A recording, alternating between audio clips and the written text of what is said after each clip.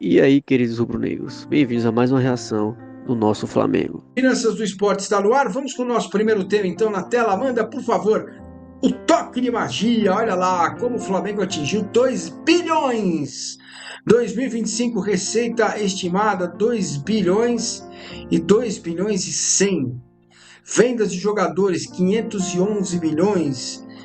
Isso aí dá o quê? 10%, 20 e poucos por cento do orçamento. Patrocínio e licenciamento 483, premiações 420, direitos de transmissão 247, match day 240 milhões. Números expressivos, hein, Rodrigo Matos? Isso aí, Massini. Assim, esses números não são ainda os definitivos, né? A gente já não tem o balanço fechado do Flamengo.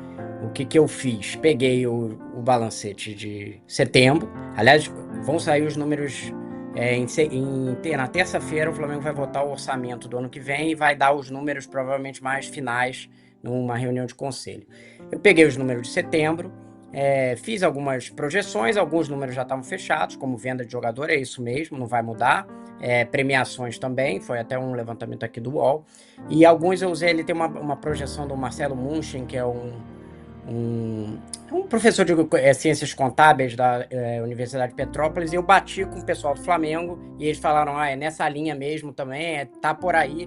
Então vai ter uma outra coisa que pode ter alguma modificação, mas é nessa ordem de grandeza. E aí o que mostram esses números? Né? O primeiro clube brasileiro que atinge 2 bilhões a 2 de 100, pelo que me disseram, vai ficar entre 2 bilhões e 50 milhões e 2 e 100, mas mais perto de 2 e 100 do que de 2, né? O valor final. O que você tem, a venda de jogador ainda é muito significativa, né? Porque saiu o Gerson e o Wesley, então uma venda alta no meio do ano. O Flamengo também gastou bastante dinheiro, então acabou que gastou um pouco mais, empatou ali, né? Mais ou menos nesse sentido, como costuma fazer. Patrocínio e licenciamento, isso é que eu acho que é o ponto que a gente deve ressaltar bastante. Hoje já é um valor superior a direitos de TV, bem superior, né?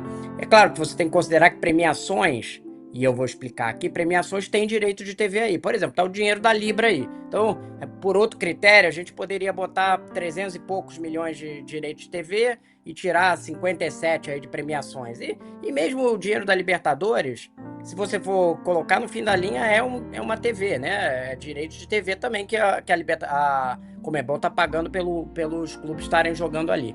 Mas é bom a gente diferenciar para ter o aspecto de quanto a performance esportiva influencia no geral, né?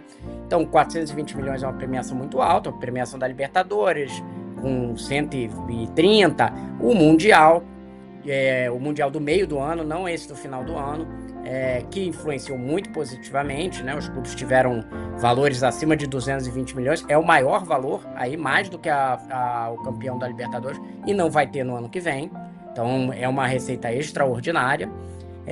E os direitos de TV que a gente chama fixo mais audiência, que são esses de 247 milhões, que vai incluir fixo, por exemplo, inclui a Libertadores, né? 3 milhões de dólares, a Libertadores paga 3 milhões de dólares para quem entra logo de cara. Não é premiação isso, né? O cara entra, participação, ele ganha 3 milhões de dólares. Carioca, o próprio brasileiro, enfim, vai ter essas competições que pagam ali os direitos. A gente sabe que teve uma queda, a gente já discutiu isso bastante aqui nesse ano. Mas você vê que é um peso menor dentro do total do clube, né? Já não é aquela coisa de ter um valor tão significativo dentro do geral. E match day, o Flamengo teve alguma evolução com as receitas do Maracanã e muito também, ele não teve uma evolução exatamente, teve uma evolução no quantidade de dinheiro, mas teve uma evolução mais no que sobra para o clube, porque ele reduziu o custo, então ele começou a ter maior sobra desse dinheiro de bilheteria, match day tá, bilheteria e sócio-torcedor, né? O estádio tá fora, quem fizer a conta aí vai dizer que eu não sei fazer conta porque não chegou nos 2,1 bilhões, mas é porque na verdade tem umas outras receitas que eu acho menos importantes que eu não botei aí, social, essas coisas que não estão aqui muito na nossa discussão, estádio até do Maracanã eu também não botei, então, mas a ordem de grandeza vai ser essa, então chegou a 2 bilhões, também por causa da performance esportiva com essas premiações, Mas é importante notar que o Flamengo passa a ter uma receita recorrente, sem depender mesmo de venda de jogador. Isso a gente vai ver para o orçamento do ano que vem, que vai prever 1,8 bilhão, é muito alto, independente mesmo dele ganhar campeonato e de vender jogador. Esse ano você passa de 2 bilhões porque ganhou o campeonato e porque vendeu o jogador. Fato. Mas o que tem de garantido com receita de... Você vê patrocínio e licenciamento, por pouco, mesmo com uma venda altíssima, não foi a maior receita.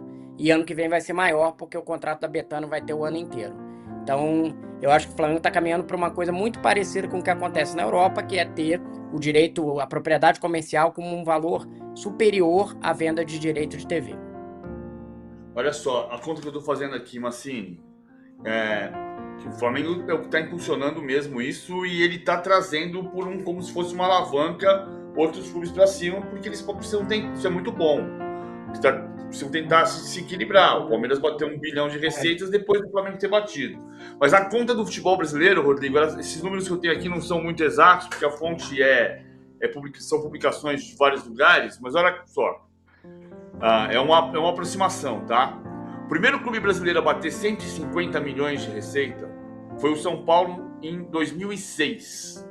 Estamos falando de 19 anos. Não, faz sentido. 151 milhões de reais. 151 milhões de reais foi receita do São Paulo aproximadamente em 2006. São 19 anos, a gente está multiplicando isso por 14. Ou por quase 14, né? O primeiro clube brasileiro a bater 200 milhões de receita foi o Corinthians em 2010. 212 milhões. Em 2012, por causa do Mundial de Clubes, o Corinthians foi o primeiro a bater 300 milhões de reais. 358 milhões de reais. Em 2016, o Flamengo já começou essa alavancagem alavancagem não é uma palavra ruim do ponto de vista econômico. Essa catapulta de ir saltando de esse trampolim. Em 2016, o Flamengo se tornou o primeiro clube brasileiro a bater 500 milhões de reais de receita. Em 2019, ele bateu 950, ele bateu na trave de fazer 1 bilhão. Eu me lembro de uma conversa da minha ingenuidade, na época conversando com o ex-presidente Rodolfo Landim, que eu perguntei quantas empresas têm 1 bilhão de faturamento no Brasil, com uma coisa assim, extraordinária. Ele falou, nossa, muitas. Mas era um futebol brasileiro nesse salto de 2006 a 2019, você praticamente chegou a 1 bilhão.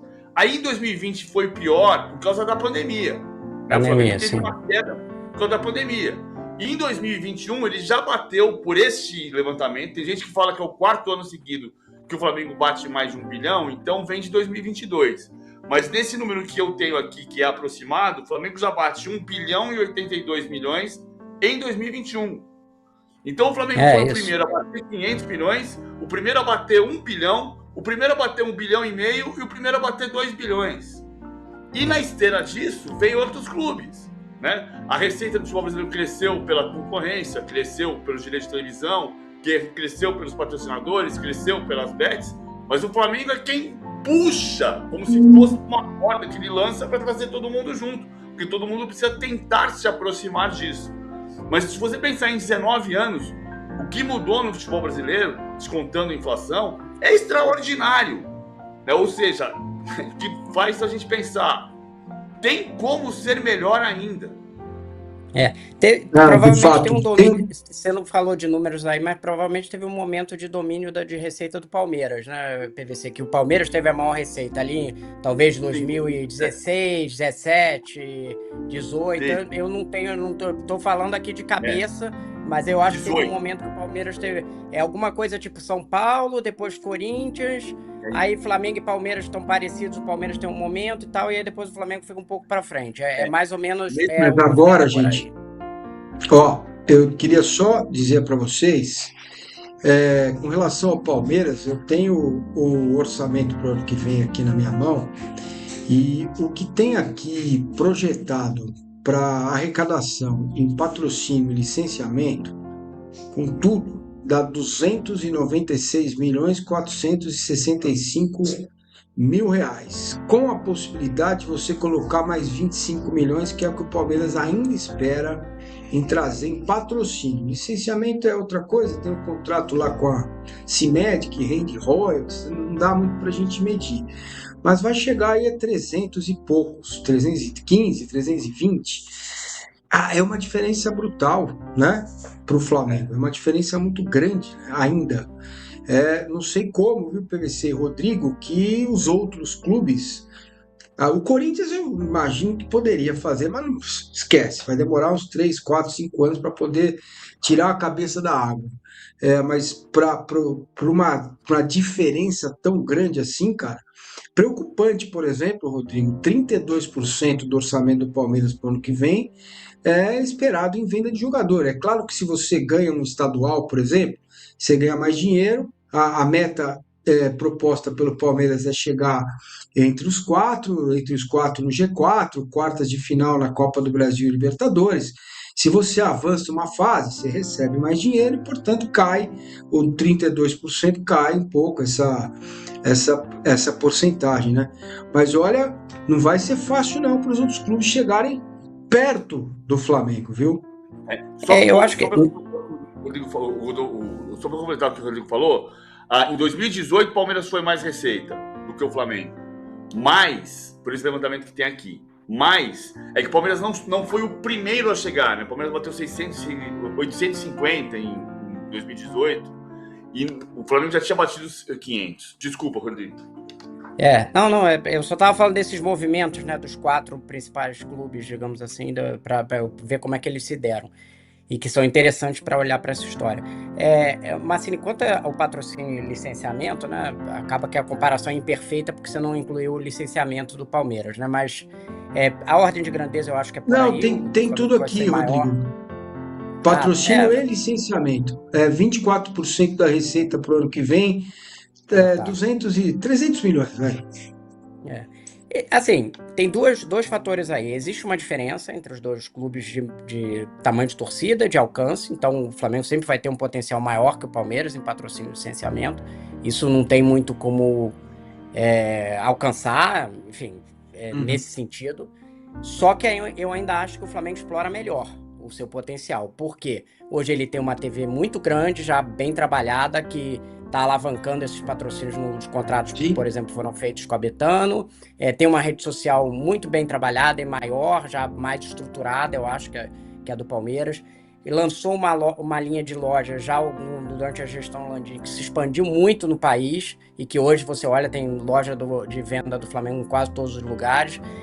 Então, eu não vou dizer que o Palmeiras consegue alcançar, mas eu acho que ele tem potencial para aumentar o que é feito dentro hoje. Do patamar dele. Se ele fizer a mesma coisa que o Flamengo faz, eu acho que ele vai aumentar e a diferença talvez seja reduzida nesse sentido. Eu acho que as duas coisas são verdades, digamos assim, nessa diferença dos dois. E quanto à venda dos jogadores que você citou do Palmeiras, acho que assim, é um método do clube, que é um clube muito eficiente nessa questão de revelação de jogador. Agora, eu não sei se ele vai conseguir fazer a mesma coisa, não tem Endrick e Estevão esse ano, né? Então vai ter talvez uma dificuldade maior para atingir esse valor. Sim. Perfeito. O João Paulo Sampaio diz que tem 142 jogadores dos Palmeiras espalhados pelo mundo que não vestiram a camisa do Palmeiras profissional e que o Palmeiras tem uma porcentagem aí. Então a coisa ainda vai virar, vai andar. Para arrematar, vamos para o próximo tema. Diga lá, para fechar esse. Eu só ia falar da questão da pesquisa mais recente do Globepec, que é uma pesquisa, então ela tem uma amostragem, que o Palmeiras passou a ter, segundo essa pesquisa, a terceira maior torcida do país, e as amostragens indicam que a diferença do Palmeiras para o São Paulo, não para Corinthians e Flamengo, está no interior de São Paulo e no Nordeste, que é onde o Palmeiras está ganhando do São Paulo. Então, esse potencial, como o Rodrigo falou, das lojas, precisa se espalhar mais. Precisa ter Maceió, Recife, Rio Grande do Norte, Fortaleza, Maranhão. Nesses lugares, a torcida do Palmeiras não é como a torcida do Flamengo, mas ela é significativa. Tem um crescimento da torcida do Palmeiras no Nordeste. Eu já ouvi alguns dados separados, histórias. Sabe que a minha irmã estava no interior da Bahia, eu acho, e ela comentou que um dia que ela passou em alguma cidade e o clássico local era Flamengo e Palmeiras. Tinha uma divisão ali dentro da torcida. Mas o Massini ia falar só pra gente comentar também. Então, ó, e outra, Mauro César Pereira, estamos liderando nesse momento a audiência em TVs fechadas de notícia. Isso não é notícia nos domingos à tarde, entre 1 e 3 da tarde. Isso não é notícia. É notícia isso? Não é notícia. Não, é entretenimento. Bom, e falando em notícia... Isso não é novidade, é rotina. Todo domingo a gente lidera nesse horário. Ele não lidera. Isso é verdade. Então, eu digo, não é notícia, não é novidade. Isso é rotina, é normal. Todo domingo você fala isso, então eu concluo que seja uma rotina, uma doce rotina. É a nossa rotina, graças a Deus, Mauro César Pereira. E aí, falando em notícia, tá? Muito se fala nessa renovação Felipe Luiz e Flamengo. E isso aí, meu amigo, interessa para todo mundo, porque o torcedor do Flamengo tá aflito, tá ansioso. Os torcedores rivais também estão, porque para qualquer torcedor rival vai ser maravilhoso se o Felipe Luiz não ficar no Flamengo. E aí, o Mauro César Pereira, eu vou até passar a palavra primeiro para ele, porque ontem ele trouxe uma notícia. Tá, eu apurei alguma coisa hoje também. Mas, Mauro, você disse que não está perto de uma concretização. Disse, inclusive, que o Flamengo tem planos B e C. O que tá, Mauro, realmente atrapalhando essa negociação? E outra, primeiro eu quero saber a sua apuração, mas depois a sua opinião. Você acha que ele vai ficar, mesmo com todos esses ajustes que têm que ser feitos? Você acha que ele fica no Flamengo ou não? E outra, eu já tenho uma opinião. Tem que entornar dinheiro para manter, na minha opinião. Tem que ficar. E você, Mauro? Não, entornar dinheiro nunca, né? Porque no dia que o Flamengo começar a entornar dinheiro sem pensar no amanhã, ele volta a ser o Flamengo de antes. Aí daqui a pouco tá igual a Vasco e Corinthians, né? Tem que estar dentro daquilo que é razoável. Eu acho que, assim, o técnico que ganha títulos como ele não se coloca no patamar de um técnico de primeira prateleira ainda, tá? O Marcelo Galhardo ganhou títulos tanto, mais até do que ele ganhou durante anos no River Plate e não conseguiu ser um técnico de sucesso no futebol internacional. Na Europa ficou esperando uma proposta de um gigante que não veio, teve até uma chance para o Mônaco, não quis, não acertou. Foi para o futebol saudita, foi lá e apanhou do Jorge Jesus de novo, como tinha perdido em 2019, perdeu, voltou. E na Argentina, voltando ao River Plate, faz um trabalho muito, muito ruim. Então, o sucesso do Felipe Luiz agora não é certeza de que ele vai brilhar lá na frente. Há uma perspectiva e uma expectativa de que isso aconteça. Eu acho que é absolutamente pertinente essa espera. Mas não há uma certeza. Certeza só o tempo vai dar.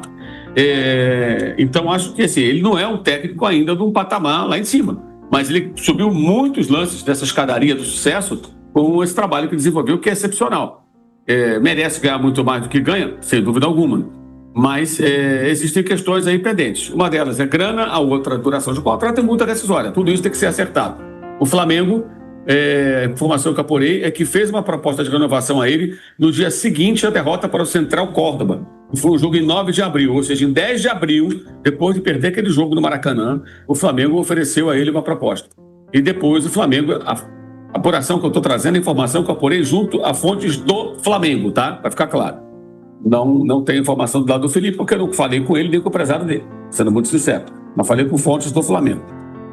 O Flamengo 5 vezes fez um movimento de procurá-lo para tentar um acordo. E o Flamengo entende que não havia necessidade de colocar o Jorge Mendes, o empresário português, que é muito influente, na negociação, que ela já vinha correndo antes do Felipe contratado. O Flamengo entende que poderiam ter acertado já e tudo bem. O Jorge Mendes faz uma pedida que o Flamengo considera absurda para o estágio da carreira do Felipe, tá? Então temos um impasse aí, certo? E o Flamengo entende até que é normal que ele tenha esse empresário visando no futuro uma carreira europeia, mas acha que poderiam chegar a um acordo sem a participação do empresário, que, pelo meu entendimento, chutou mais para cima aí os valores e as condições, e com isso criou-se um impasse. O Flamengo chama a proposta que está nas mãos do técnico e do seu representante de proposta final. Quem entende também que final, entre aspas, né? Porque se pode mudar. Em negociação, tudo pode mudar. Essa é a proposta final. De repente deixa de ser, né? Passa a ser quase isso.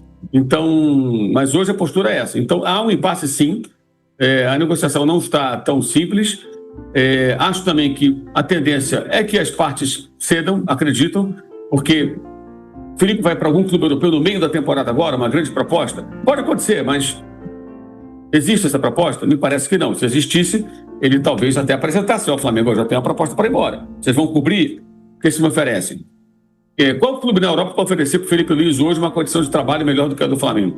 Até de competitividade. Ele tem 40 anos, tem muito tempo pela frente. Eu acho que vai acabar acertando. Mas a negociação é uma negociação complexa, não é tão simples como parecia ser. Eu acho até que durante a reta final, algumas declarações, até o Bato falou, só falta assinar. É aquela coisa, estou numa reta final, vou ganhar um campeonato, posso ganhar outro, vou jogar um Mundial, se eu ganhar a Libertadores. Eu vou tratar como uma coisa já mais ou menos encaminhada para não criar polêmica. Foi o que as duas partes fizeram no meu entendimento. Ele evitou falar do assunto e, quando perguntado, toda pessoa do Flamengo, quando falava com a imprensa, tratava com, não tem caminhado, vai resolver, porque empurra isso lá para frente que não é momento. Agora acabou a temporada. Aí você consegue extrair, mesmo que em off, afirmações muito mais contundentes de pessoas envolvidas na negociação de alguma maneira. E a situação é essa. Há sim um impasse, o que é natural. O Felipe se valorizou muito também e vai tentar tirar o melhor possível para ele. Eu tenho um entendimento, e se é uma opinião que foi manifestada pela primeira vez pelo André Rocha, colega nosso jornalista, eu concordo totalmente com ele. Um ponto que o Flamengo deveria fazer é tudo certo aqui, vamos renovar. Tem que ter um pacto de palavra e no papel. Aconteça o que aconteceu, o Flamengo não vai mandar ele embora em 2026, tá? Não vai mandar ele embora. E ele também não vai sair no meio do ano. Porque se ele tiver uma perspectiva de saída no meio do ano, se houver um time na Europa já namorando, mandando um sinal que pode vir com uma proposta e tal, e que pagaria a multa rescisória no meio do ano para ele sair, que sai agora. Para sair no meio do ano, sai agora, beleza, obrigado, tchau, vida que segue. O Flamengo conseguiria contratar um bom técnico? Eu acho que sim. Eu acho que sim. Mas não é a melhor opção. A melhor opção é continuar. É seguir com ele.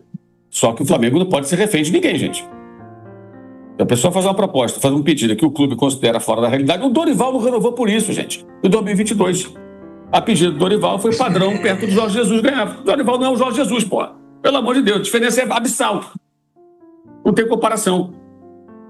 E aí o Flamengo partiu para um outro nome em função disso. Já vinha também fazendo água o trabalho dele, né? Então, no final daquela temporada já vinha caindo muito o Flamengo.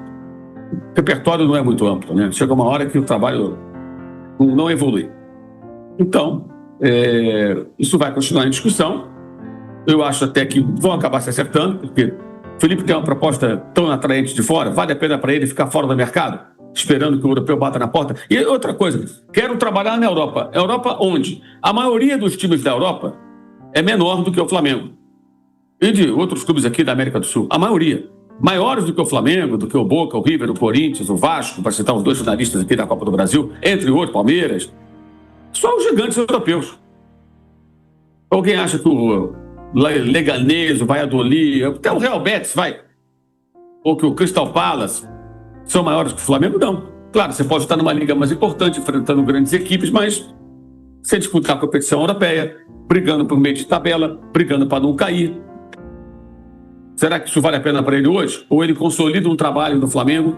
Ele já tem muita repercussão lá fora por ter sido um jogador de sucesso no futebol europeu, Espanha principalmente, mas também Inglaterra, jogou lá, seleção brasileira, Copa do Mundo. Então, ele certamente, acho que com um pouco de paciência e estratégia, ele pode brilhar mais no Brasil e conseguir abrir portas, ainda mais que o empresário que ele contratou, que é um cara muito influente, de clubes de um porte já mais interessante para ele tentar chegar, quem sabe, no patamar mais alto com o passar do tempo. Ele tem o tempo a favor dele. Eu acho que vão acabar se entendendo, mas nesse momento existe um impasse. Isso é notícia. Eu concordo em partes com o Mauro, tá? A gente vai fechar o programa já, mas só trazendo uma opinião aqui, o Flamengo não pode ser refém mesmo, mas eu jogo totalmente contra o seguinte, não vamos pagar caro pelo Felipe Luiz, aí depois pagar caro por uma bosta de treinador, coisa que muitas vezes acontece. Tem treinador no Brasil que não faz diferença nenhuma, que ganha salários exorbitantes. Então, eu sou a favor de pagar muito alto pelo Felipe Luiz, tá? Muito alto. Concordo, não pode ser refém.